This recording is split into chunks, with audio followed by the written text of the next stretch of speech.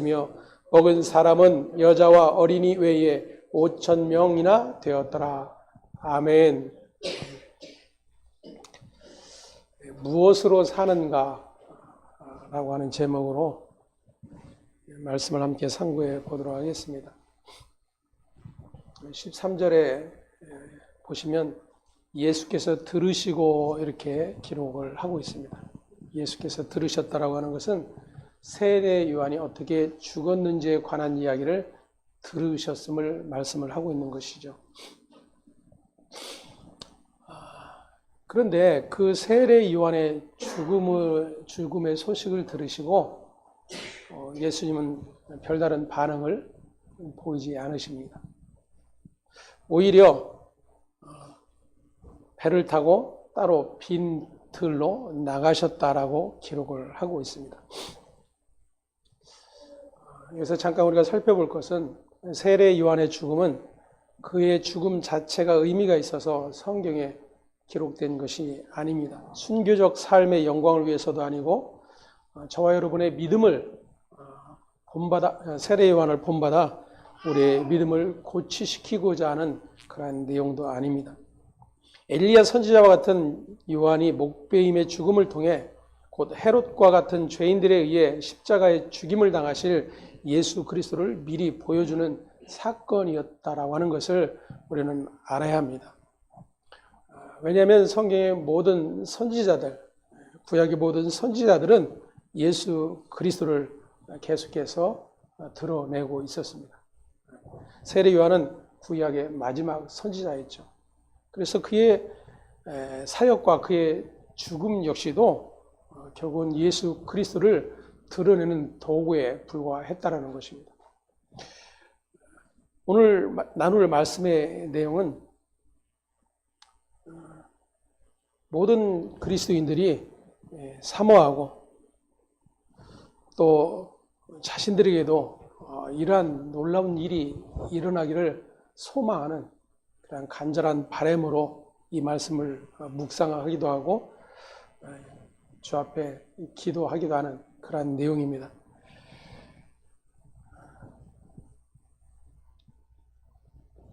그래서 오병이어의 축복, 그래서 대부분 축복과 시키죠.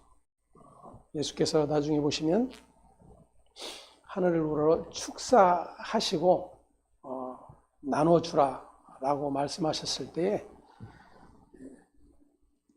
최소한 10,000명 이상이나 되는 그런 많은 인원이 배불리 먹고도 12바구니가 남았다라고 기록을 하고 있기 때문입니다. 참 매력적이지 않습니까? 주님이 축복만 하시면 이 놀라운 일들이 일어날 수 있다라는 거예요. 그러니 사모할 수밖에 없고 그러한 복이 우리에게, 우리 교회에게 임하기를 원하는 것은 아마 당연할 것입니다.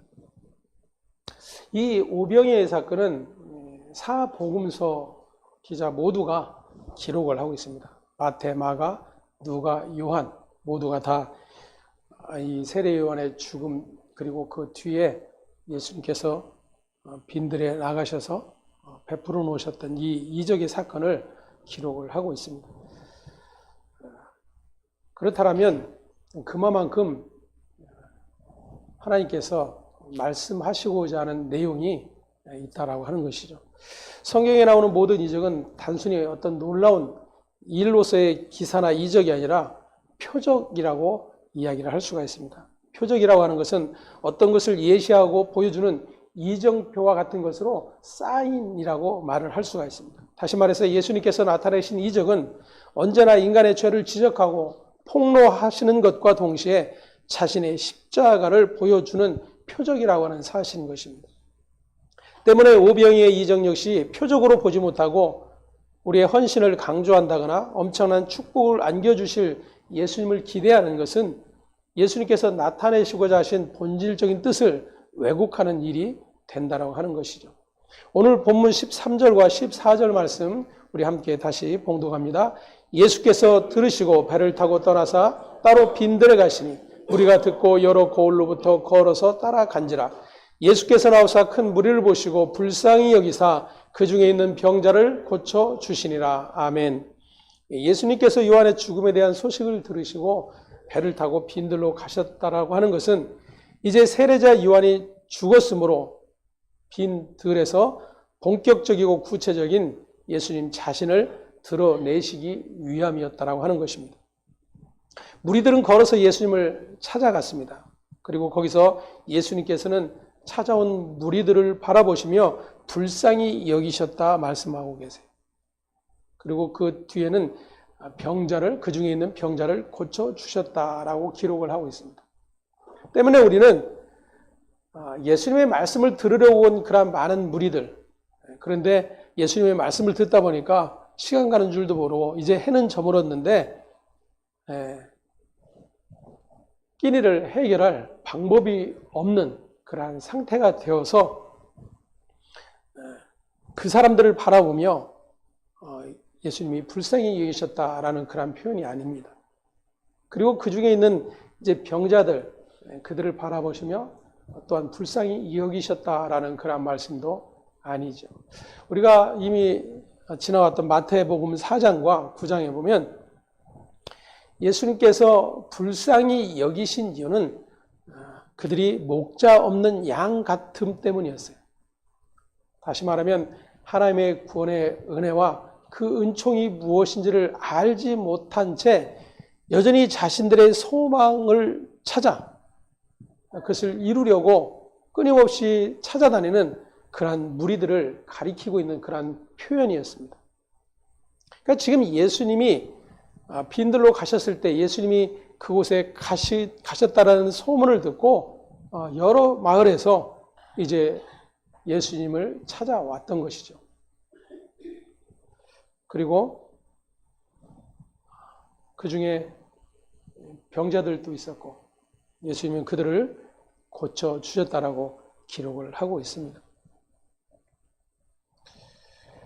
가엾고 불쌍해서 병을 고쳐주시는 예수님, 어쩌면 우리는 그렇게 대부분 생각을 할 수도 있을 것입니다. 배고픔과 병듦으로 고통하는 이들에게 기적을 베풀어 주시는 사랑 많은 예수님으로, 그리고 자신의 보잘것없는 것이어도 예수님께 드렸을 때에 엄청난 축복을 받을 수 있다고 생각하여 작은 예물이라도 정성껏 드리려 할 것입니다. 하지만 하나님은 우리에게 복을 주시려고 준비하고 계시는데 얼마나 사모함이 있는지, 얼마나 간절한지, 아니면 얼마나 자신의 것을 아낌없이 드리려는지 그러한 믿음을 보시고 복을 주시는 분이 아니라고 하는 것입니다. 또한 하나님은 우리의 육신의 정욕과 안목의 정욕과 이상의 자랑에는 전혀 관심이 없다라고 하는 것을 알아야 합니다. 하나님의 관심은 오직 영원한 생명에 있다라고 하는 사실을 오늘 깨달아 알 수 있기를 간절히 소망을 합니다. 세례 요한이 죽었다는 소식을 들은 예수님은 배를 타고 떠나 빈들로 나가셨습니다. 우리가 그 소식을 듣고 여러 고을로부터 걸어서 따라갔다라고 기록을 합니다. 그리고 그 빈들에서 우리가 오병이의 기적이라고 말하는 사건을 일으키십니다.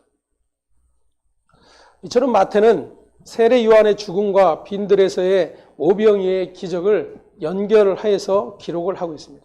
물론 다른 저자들 역시도 마찬가지입니다.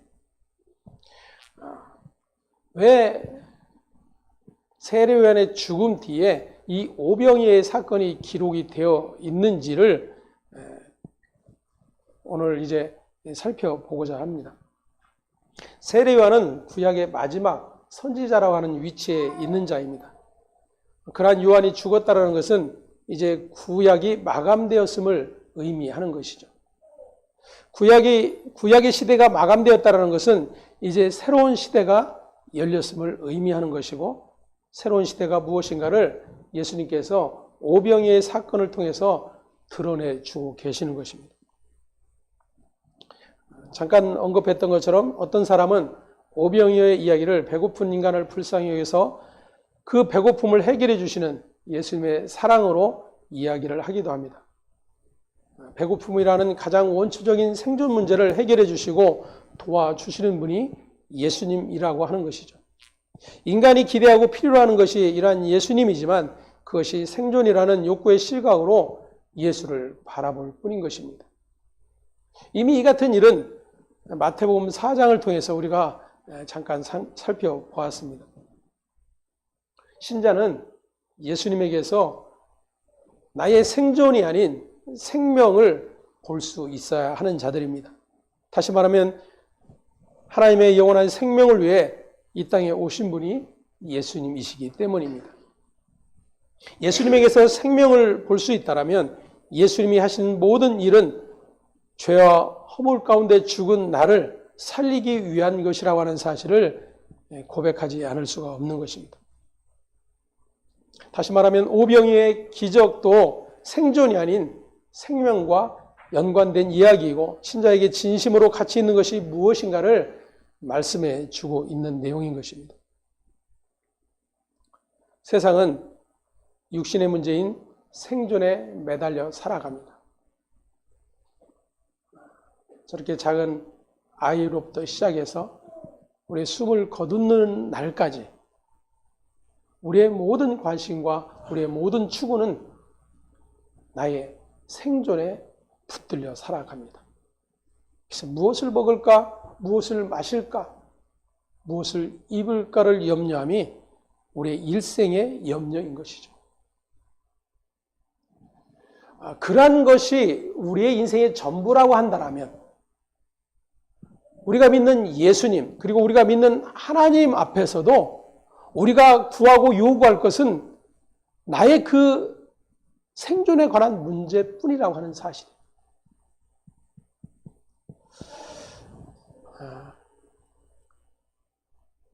여기 계신 분들 중에 대부분 오랜 동안 신앙생활을 하셨고 많은 시간을 하나님 앞에 기도하는 시간들도 가졌을 것입니다. 한번 우리가 하나님 앞에 엎드려 구하였던 기도의 시간과 그 기도의 내용들을 한번 이렇게 더듬어 본다면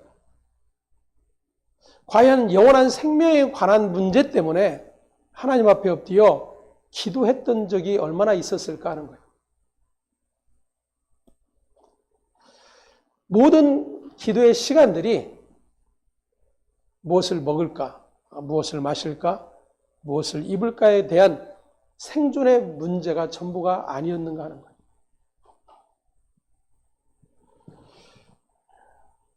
그것이 누구도 예외일 수 없는 하나님의 생명을 떠나 하나님의 영원한 생명을 잃어버린 그런 죄인된 존재들의 삶인 것이라고 하는 사실을 우리는 알 수 있어야 합니다. 세상은 그것을 알 수가 없어요. 하나님은 하나님의 백성된 자들에게 너희는 무엇으로 사는 존재인가를 계속해서 말씀하고 계세요. 구약의 모든 선지자들을 통해서 너희가 내 백성이고 나는 너희의 하나님 됨이 무엇인가를 계속해서 말씀하고 계세요. 그 말씀의 모든 핵심은 너희는 무엇으로 사는 존재인가 하는 거예요.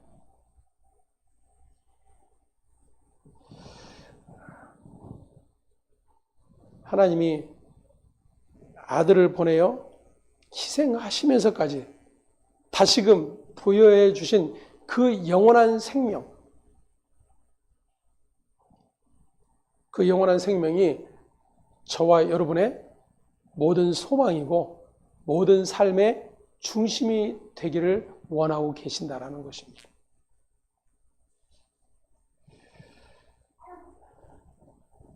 세상은 모두가 육신의 문제인 생존에 매달려 살아가지만 신자는 생존보다는 더 중요한 생명의 문제에 대해 생각할 수 있는 자여야 한다는 것입니다. 때문에 생존에 매달려 살아가는 그 모든 삶에서 그것 때문에 하나님 주신 영적 생명에 관한 일들을 생각하지 못하고 그것들을 잊어버리고 세상의 모든 것에 매몰되어 살아간다면 그것이 바로 하나님 없는 삶이라고 하는 거예요. 하나님의 백성이어도 하나님과 무관한 삶을 살아가는 그러한 존재일 뿐이라고 하는 것입니다. 그렇다고 생존의 문제를 포기하라고 말하는 것은 아니에요. 예를 들어서 제가 여러분에게 생명이 소중하고 그 생명의 모든 가치를 붙들고 살아가야 됩니다라고 아무리 이야기를 해도 우리는 여기 그 누구도 생존의 문제를 포기할 사람은 없어요.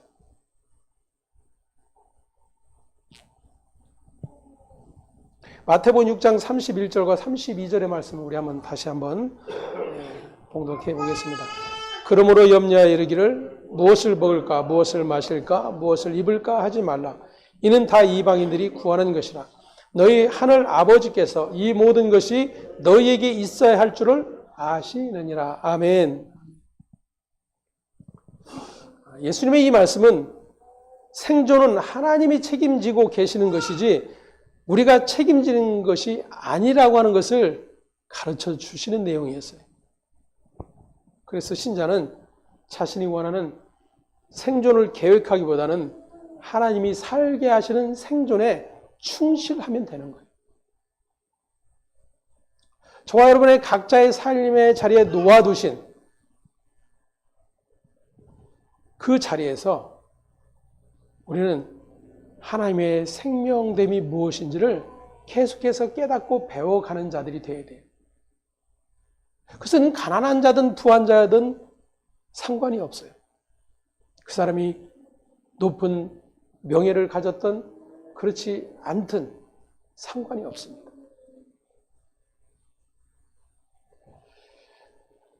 하나님의 백성된 자들의 자리는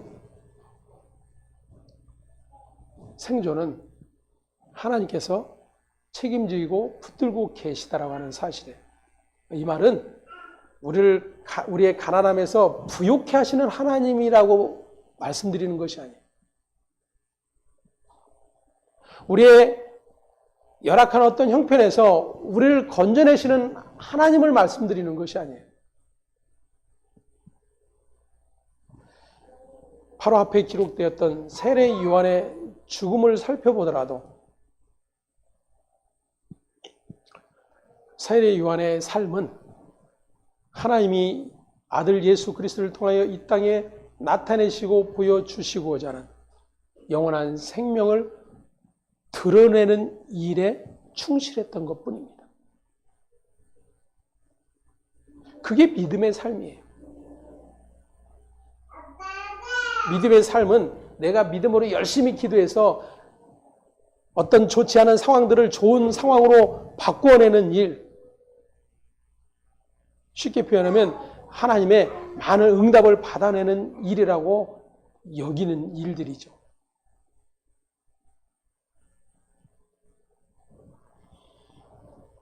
하나님의 관심은 거기에 있지 않다 그랬어요. 마태복음 4장을 통해서도 그 모든 것들을 가져다 주겠다고 약속하고 그것을 응답으로 넘겨주는 자는 마귀 사탄이었어요. 그럼에도 불구하고 그것을 하나님의 일로, 하나님의 응답으로 계속해서 찾아 구한다라면 그것이 오직 자신의 생존에 관한 모든 문제에 붙들려 있는 육신에 속한 자라고 하는 사실을 우리는 알 수 있어야 한다는 것입니다. 그러면 빈들에서 오병이의 사건의 의미는 무엇인가 하는 것입니다. 예수님이 빈들로 나가시자 많은 무리가 예수님을 따르게 되고 예수님은 그들을 불쌍히 여겨 그 중에 있는 병자들을 고쳐주셨습니다. 저녁이 되자 제자들이 예수님께 이야기를 합니다. 15절에 보니까 이곳은 빈들이요 때도 저물었으니 무리를 보내어 마을에 들어가 먹을 것을 사 먹게 하소서.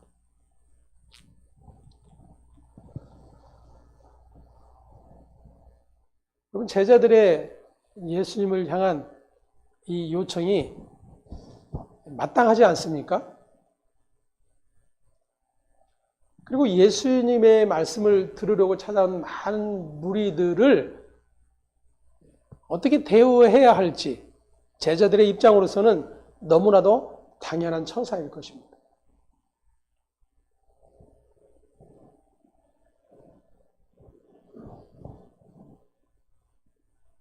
저녁이 되었으니 무리들이 배고플 것이고 배고픔을 해결하기 위해서 할 수 있는 방법은 무리들을 마을로 보내서 각자 해결하도록 하자는 것이었습니다.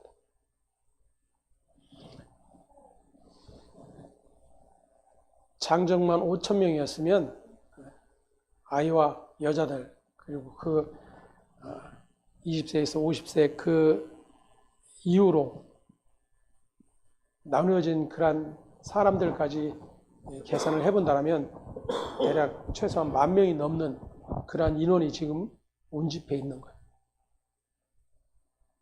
자, 제자들의 이 요구를 들은 예수님의 반응을 한번 봅시다.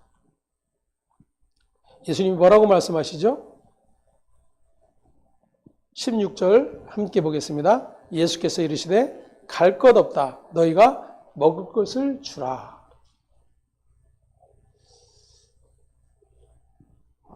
자, 여러분들 같으면 어떤 생각이 드시겠어요?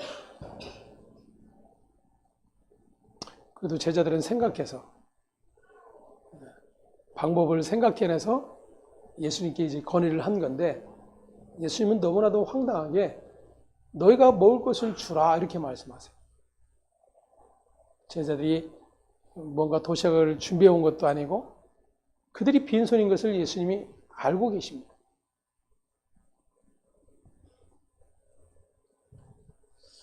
아마 제자들은 멘붕이 왔을 것 같아요.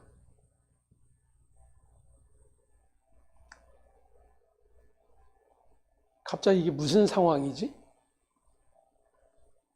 예수님이 도대체 무슨 말씀을 하시는 거지?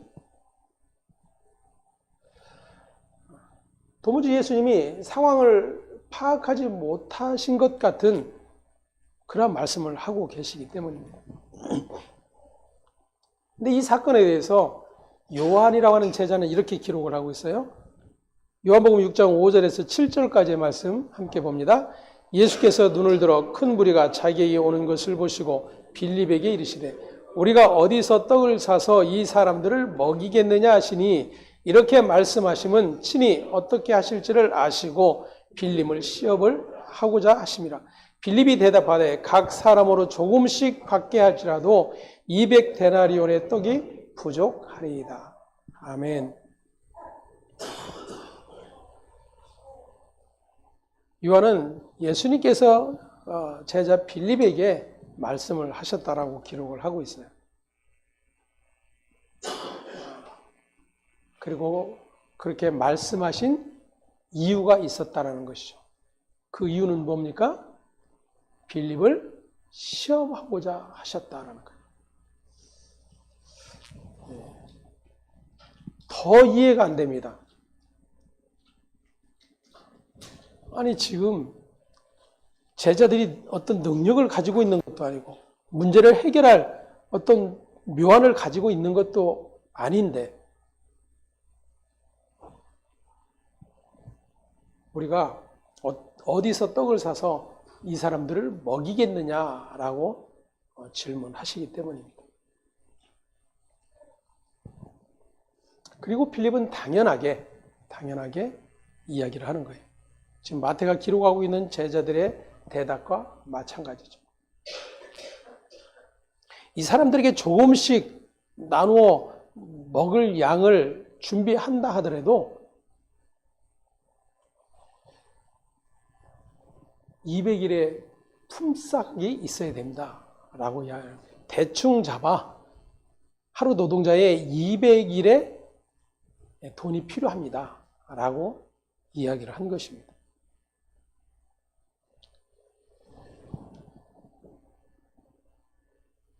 다시 말하면 도무지 해결 방법이 없다라고 하는 것이죠. 자, 이쯤에서 우리가 해결할 수 없는, 도무지 해결 방법이 없는 이러한 상태를 예수님이 어떻게 해결하시는가에 관심을 갖게 되죠. 자, 그 해결 방법은 이런 것입니다. 우리 중에 누가 먹을 것을 가지고 있는지 알아보라라고 예수님이 말씀하세요. 그래서 베드로가 나중에 예수님 앞에 가져온 내용물은 보리떡 5개와 물고기 2마리였습니다. 그게 지금 이 모인 무리들이 가져온 전부입니다. 라고 예수님께 드리는 거예요. 그것도 누가 가져왔다고 그래요? 어린아이가.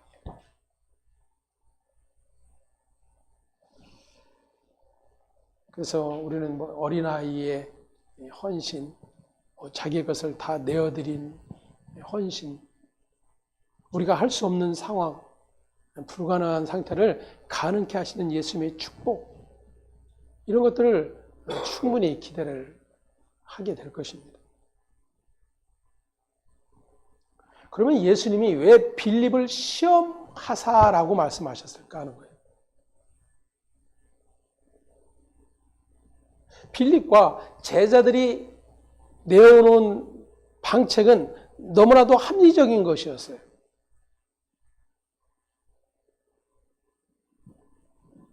그런데 그것이 예수님이 시험하시는 시험의 대상이었다라는 거예요. 우리가 살아가는 우리의 삶의 모든 자리마다 문제가 생길 때마다 우리는 어떻게 하면 이 문제를 해결할까를 먼저 생각을 하게 됩니다. 그리고 그 해결 방법을 두루 찾아 구하죠. 내 힘으로 안 될 때는 주변의 지인들의 힘을 빌리기도 하고, 이것저것 다 되지 않을 때는 우리의 마지막 방법은 우리가 믿는 하나님 앞에 엎드리는 거죠.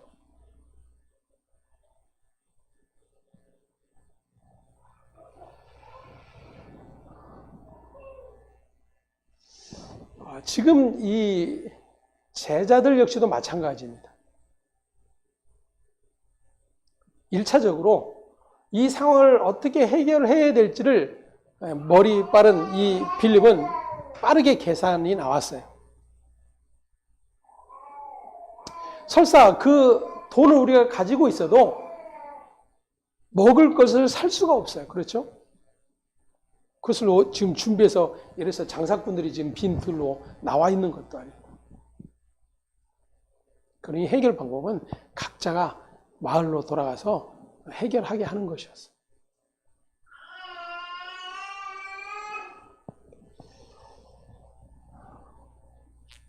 예수님은 지금 그들의 배고픔의 문제를 해결할 수 있는 방법이 무엇인가를 묻고 계신 것이 아니에요.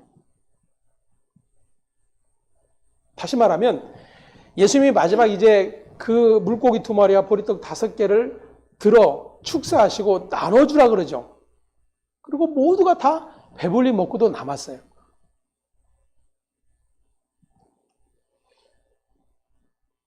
너희가 할 수 없는, 너희가 불가능한 것을 하나님은 하실 수 있다를 보여주시는 내용이 아니에요.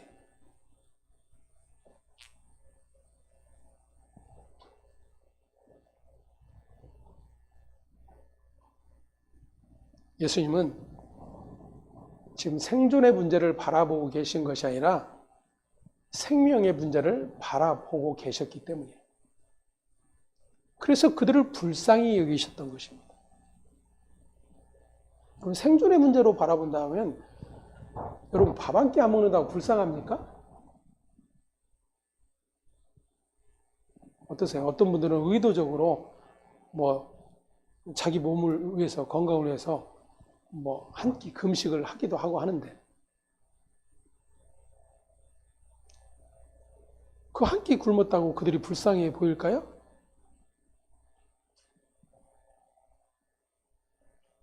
예수님이 불쌍히 여기심은 그들이 목자 없는 양 같음. 도무지 하나님께서 구약의 모든 선지자들을 통해서 그토록 말씀하셨고, 마지막 선지자로 이 땅에서 그 예수의 오심을 드러내고 선포했던 세례 요한의 죽음의 사건을 맞닥뜨렸음에도 불구하고 그들은 하늘 생명에 관한 이 일에 관심이 없었다는 거예요.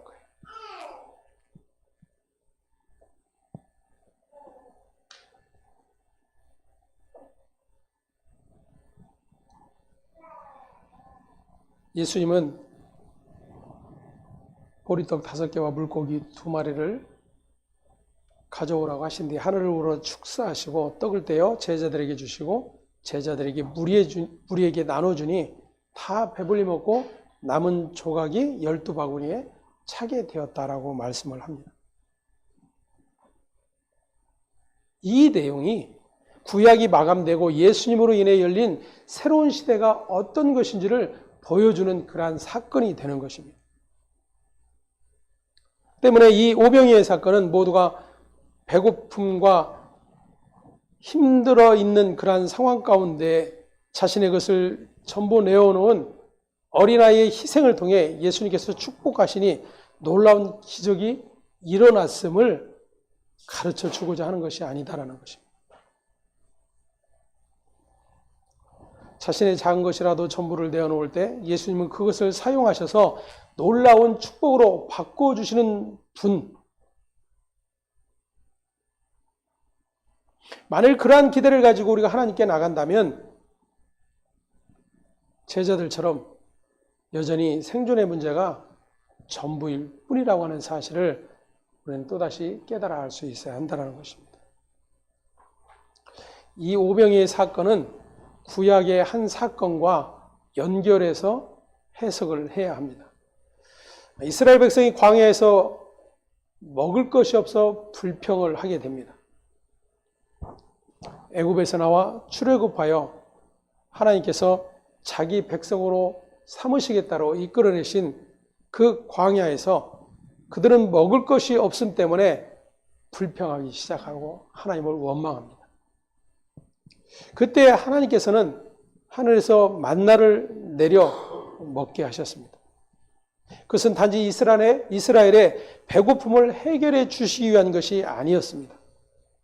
장차 하늘에서 영혼을 살리는 참된 양식이 주어질 것을 그들에게 가르쳐 주시기 위함이었던 것입니다. 지금 예수님 역시도 빈들로 나가신 것도 이스라엘 백성이 광야에서 만나를 먹은 것과 같은 연관성이 있다라고 하는 것이죠. 즉 빈들에서 무리에게 예수님이 떡을 떼어 먹이신 것은 이스라엘 백성이 광야에서 만나를 먹은 것을 지금 상징하여 나타내고 있는 것입니다. 구약의 이스라엘 백성들에게 광야에서 만나를 하나님께서 주신 이유가 무엇인지를 신명기에서 이렇게 기록하고 있습니다. 신명기 8장 2절에서 3절 말씀 함께 봅니다. 내 하나님 여호와께서 이 40년 동안에 내게 광야길을 걷게 하신 것을 기억하라. 이는 너를 낮추시며 너를 시험하사 내 마음이 어떠한지 그 명령을 지키는지 지키지 않는지 알려하려 하심이라. 너를 낮추시며 너를 줄이게 하시며 또 너도 알지 못하며 내 조상들도 알지 못하던 만나를 내게 먹이신 것은 사람이 떡으로만 사는 것이 아니요 여호와의 입에서 나오는 모든 말씀으로 사는 줄을 내가 알게 하려 하심이라. 아멘. 말씀드렸던 것처럼 하나님의 관심은 우리의 생존에 있지 않아요. 만일 저와 여러분의 생존에 관심을 갖고 계시고 그 생존의 문제를 해결해 주시는 하나님이시라고 한다면 우리는 누구나 예외 없이 그 하나님 앞에 엎드려 열심히 구해야 마땅합니다. 그리고 그 구한 대로 어떻게 돼요? 그 모든 생존의 문제가 해결되어져야 돼요.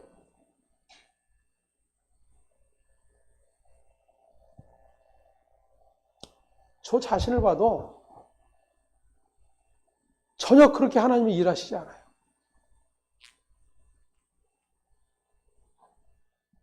목사는 생존의 문제가 없을까요? 신자만 있을까요? 하나님이 세우셨다라고 하잖아요. 주의 종. 하나님이 세우셨고 누가 책임져요? 하나님이 책임지신대요. 근데 그 하나님이 책임지신다라고 하는 그 의미 안에 무엇이 담겨져 있는가예요? 하나님은 당신이 세운 주의 종을 부족함이 없게 하신다라는 거예요. 여러분 그것 자체가 이미 하나님이 관심 갖고 계신 것에서 먼저 있다는 증거입니다.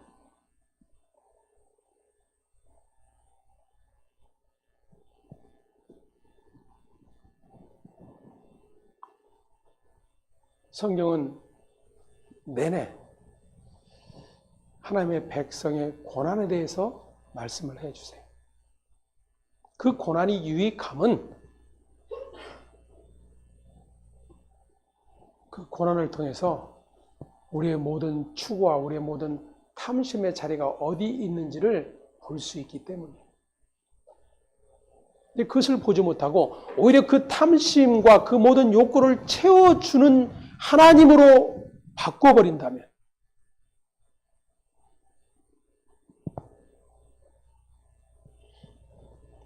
그게 바로 하나님의 우상의 자리에 세워놓는 것이라고 하는 것을 우리에게 가르쳐주고 계시는 것입니다.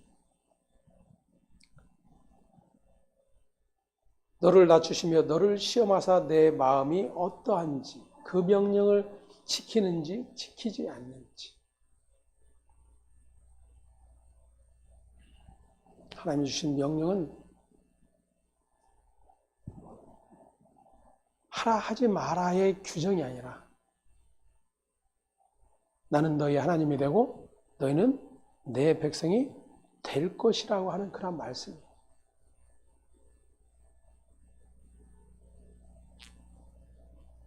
그것에 대한 소망이 담겨있지 않게 되면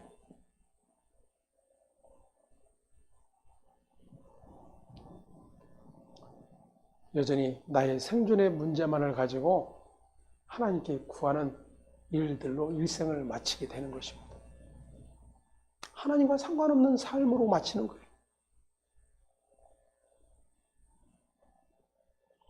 마태복음 4장에 보면 예수님께서 광야에서 40일을 금식하신 후에 마귀가 예수님에게 돌을 떡이 되게 하라고 시험하였죠. 그때 예수님께서 오늘 우리가 읽은 신명기의 이 말씀으로 물리치셨습니다. 다시 말하면 마귀는 생존의 문제를 가지고 예수님을 시험하였지만 예수님은 마귀의 시험을 생존의 문제로 받아들인 것이 아니라 생명의 문제로 받아들이셨던 거예요.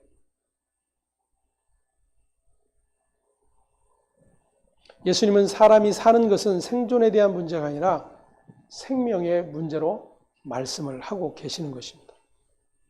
때문에 예수님께서 관심을 갖고 계시는 것에 관심을 두는 자가 하나님의 백성된 자이죠. 그렇지 않으면 우리는 제자들처럼 예수님께서 우리의 상황을 파악해 주시고 해결해 주실 것에 우리의 믿음을 고백하는 일들만 가득하게 될 것입니다. 다시 말하면 예수와 상관없는 헛된 믿음의 자리를 드러낼 뿐이라는 것입니다. 믿음은 저와 여러분이 생명 없는 자임을 아는 것입니다. 할렐루야. 믿음은 뭐라고요? 우리가 생명 없는 자임을 아는 거예요. 예수님께서 이 표적을 행하심에 있어서 복음서 기록자들을 통해 모두 동일하게 하늘을 우러러 축사하시고 떡을 떼어 이러한 표현을 하고 있습니다. 요한은 요한복음 6장에서 지금 이 시점이 유월절이 가까운 때라고 기록을 하고 있어요. 유월절 마지막 식사의 떡과 포도주는 곧 자신을 십자가에 내어주셔서 새 언약을 성취하실 것에 대해서 말씀하고 계시는 자리였어요. 마태복음 후반부에 가면 흔히 말하는 최후의 만찬이라고 하는 내용이 등장을 하죠.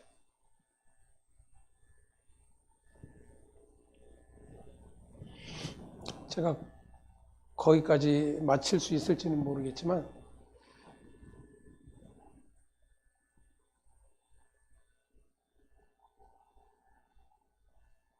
유월절이 가까운 때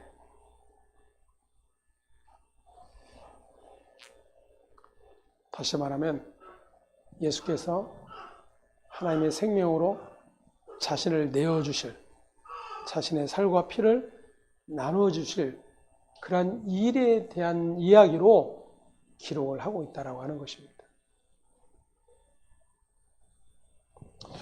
그러면 이러한 이야기가 되는 것이죠.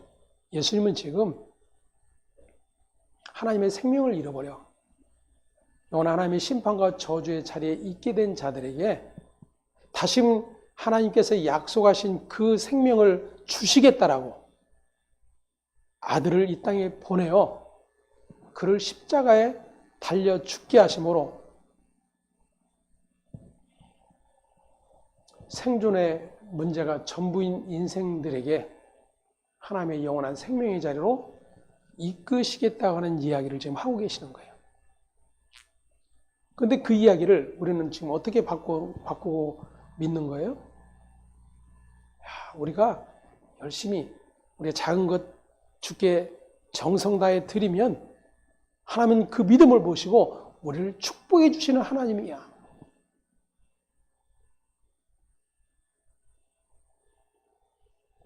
너무나도 엄청난 이야기가 아닙니까?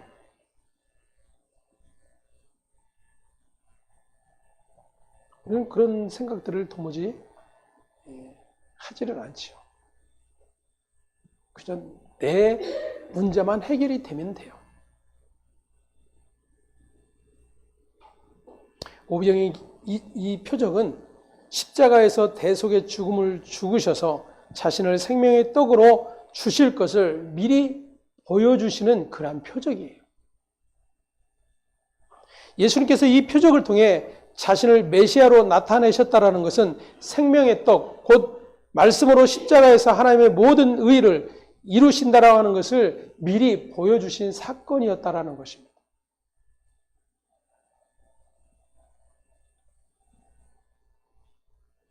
그리고 생명의 떡이요 말씀이신 주님께서 그 모든 일들을 다 행하시고 이루어내심으로 택한 자기 백성에게 믿음을 선물로 주시고 믿음으로 그 예수 그리스도와 하나 되게 하셨다는 것입니다.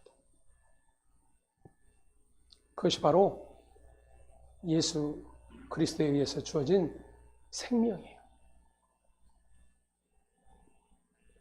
성도는 그 생명으로 살아가는 자들입니다. 그러면 우리는 무엇으로 살고 있는가?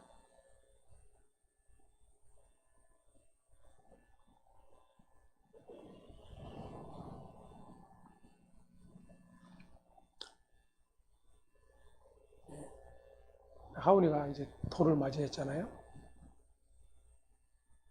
가족끼리 모여서 식사를 하면서 제가 기도를 하는데 절하고 축복하고 싶은 기도를 안 하고 싶겠어요?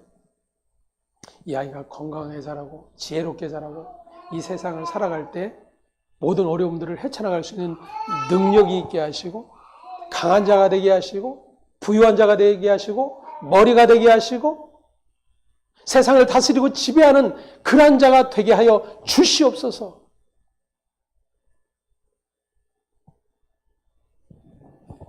할아버지가 그 기도를 안 하고 싶겠어요?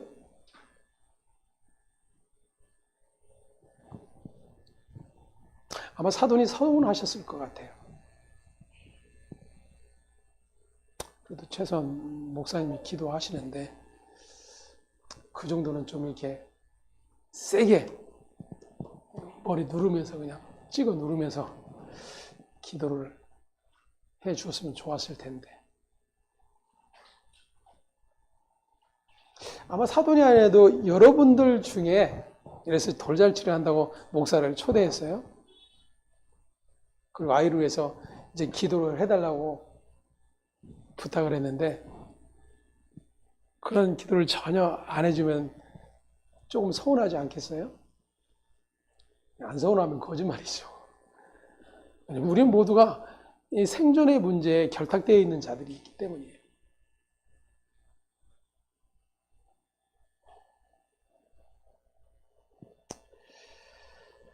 하나님을 아는 자 되기를 원하고 예수를 믿는 자 되기를 원하고 그 생명의 소중함 안에서 살아가는 자 되기를 간절하게 기도하고 있어요, 저는.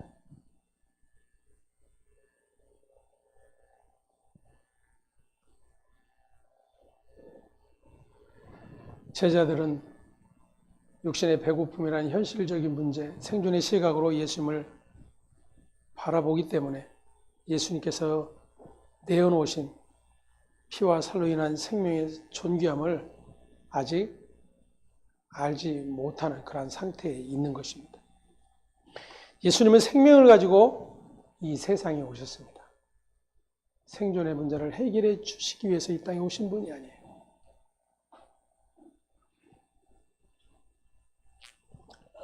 예수님이 바라보실 때 생명이 있지 않은 인간은 죽은 존재입니다.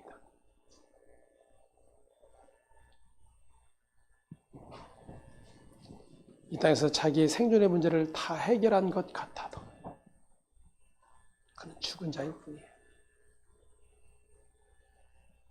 어제 부러운 기사가 하나 떴더라고요. 몇십 년 전에 7만 원에 거래되었던 레오나르도의 다빈치의 그림 하나가 예수님의 형상을 그렸던 그림이에요.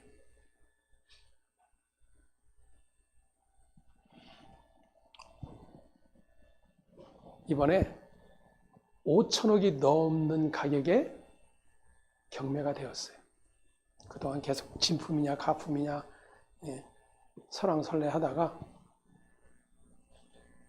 그 그림 한 장이 7만 원에 거래됐던 그 그림 한 장이 5천억을 넘게 주고 샀어요. 누가 샀을까요?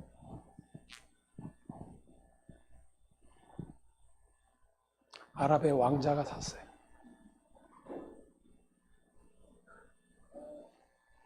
살만 했어요. 그는 무슬림 교인입니다. 법으로도 금지되어 있어요. 어떤 목적으로 구입을 했는지는 모르겠지만 그가 5천억을 넘게 주고 경매를 낙찰을 했어요.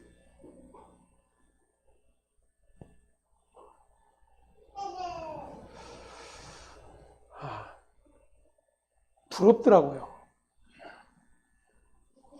야, 그림 한 장 5천억. 5천억은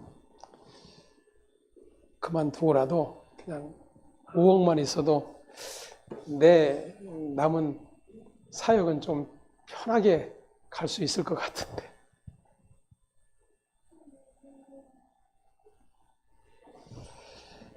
우리 누구도 예외는 아니겠지요. 그래서 늘 우리에게 말씀이 주어지는 거예요. 그 말씀 앞에서 얼마나 우리가 죄인된 존재인지, 얼마나 그 하늘 생명에 관심을 두지 않고 생존의 목적만을 위해서 살아가는 존재인지, 그럼에도 그것을 보지 못하고 그것을 죄로 여기지 못한 채 오히려 계속 생존의 문제를 그분 앞에 내어미는 일들을 한다라면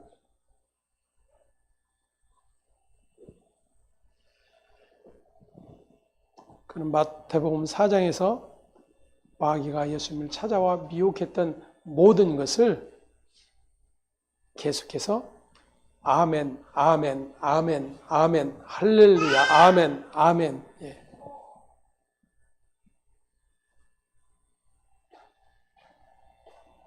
예수님이 밀어내신 것은 전혀 관심이 없고 마귀가 주겠다고 약속한 것에 두 손 두 발 들어 할렐루야와 아멘을 외치는 일로 가득하게 된 거예요.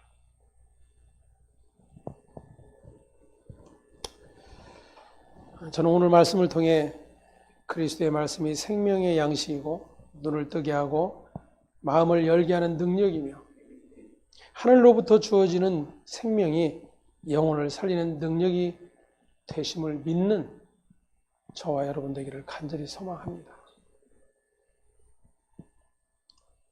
그리고 그 믿음 안에 살아가는 일들을 함께 나누고 또 우리의 여전히 그 죄된 모든 탐심의 자리에 있음을 서로 고백하며 주님의 은혜 아니면 살 수 없는 존재인 것을 함께 고백할 수 있는 그런 복된 공동체 되기를 간절히 소망합니다. 기도하겠습니다.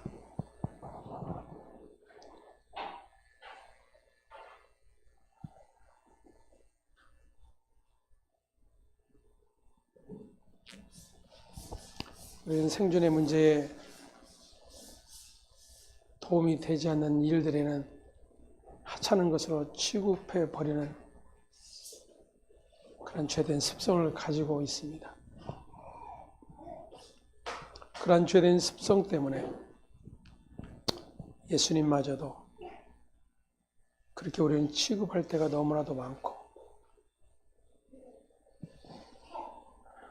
우리의 문제를 해결해 주실 때 손을 높이 들어 찬송하고 영광을 돌린다고 고백하며 엎드려 경배할 때가 얼마나 많았는가 하는 것입니다. 되돌아보면 아니 주님의 말씀을 통해서 비춰본다라면 주님이 말씀을 통해 물리치셨던 내용과는 전혀 상관없는 내 앞에 엎드려 경배하면이라고 말했던 사단 앞에 엎드려 경배하는 일뿐이었다라는 사실을 또다시 볼 수 있게 해주시니 감사합니다. 그 죽음의 자리에 우리가 있음을 알지 못하기 때문에 여전히 험한 일이 계속될 뿐이고 그 예수의 생명을 알게 될 때 우리는 여전히 그 생존의 문제가 전부임을 그래서 하나님과 원수될 수밖에 없는 우리의 죄된 자 앞에 엎드려 탄식하며 하나님의 구원을 의지할 수밖에 없음을 이 시간도 함께 고백합니다. 우리를 불쌍히 여기신 하나님, 아들을 통하여 불쌍한 존재가 아닌 하늘 생명의 존재가 되게 하시고 그 영원한 복을 누리게 하셨음을 믿고 감사 찬송합니다. 날마다 우리 안에 이 감사와 찬송이 더욱더 고백되어지게 하시고 우리의 일상이 되어질 수 있는 그러한 복이 임하게 하여 주시옵소서. 감사와 찬송이 아버지께 있음을 고백하며 우리의 주 되신 예수